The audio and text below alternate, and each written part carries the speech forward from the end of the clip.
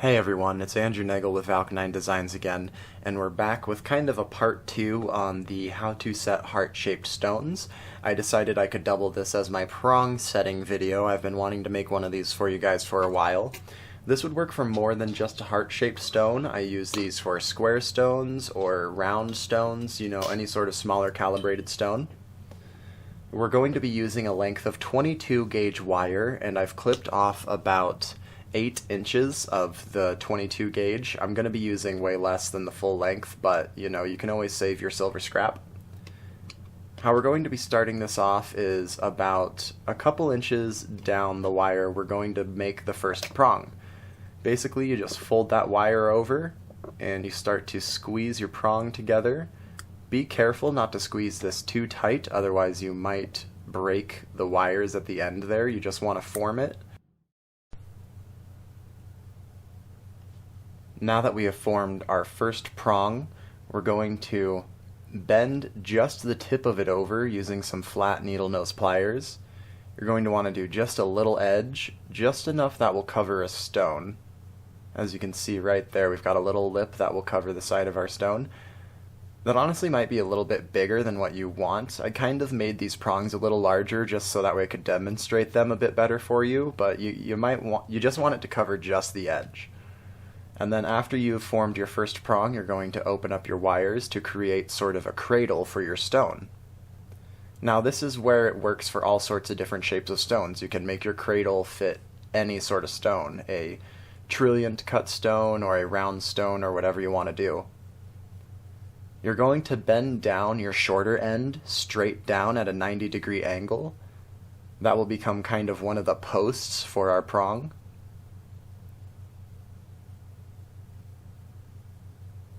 Just checking the stone to make sure it fits underneath there and it fits in our cradle. And then as you can see on the back side, the cradle just skirts around the stone. And that's what you're going to do for each prong. You're going to skirt it around the bottom, make more of a cradle, then bring it back up and form the next prong. So now we're going to form our second prong. Utilizing the same technique as we did for the first prong, basically just bending over that wire and forming our prong. Then we're going to fold over the top of the prong to make the little tip that will sit over the stone. Again, I'm doing these a little bit larger just to demonstrate them better for you. You don't have to make them as big.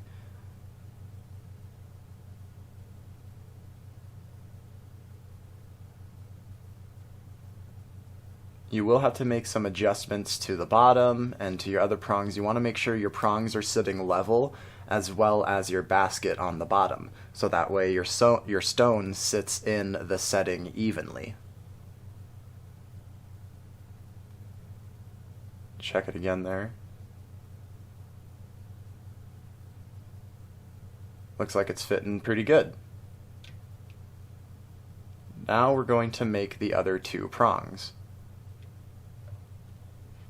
Looking at the bottom, we want to make sure that our basket is even, so that way our stone sits in there nice and even. As you can see, I'm having a little bit of trouble with it. So these will take some adjusting and getting used to, but once you get the general flow of them down, they'll become very easy for you. So we're going to construct that third prong now towards the bottom of the stone. Just bending that wire up and then back down again while forming a bit more of our basket. You're going to have to keep adjusting your basket to make sure it's tight around the bottom of the stone.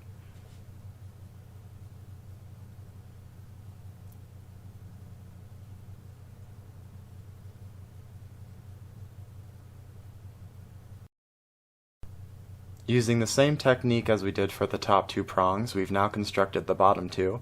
As you can see, it's pretty stable in there already, but we are going to make some tie-offs on the back to secure the stone in there all the way. You can also see my cradle on the bottom. I'm going to have to make some adjustments on that to tighten it down.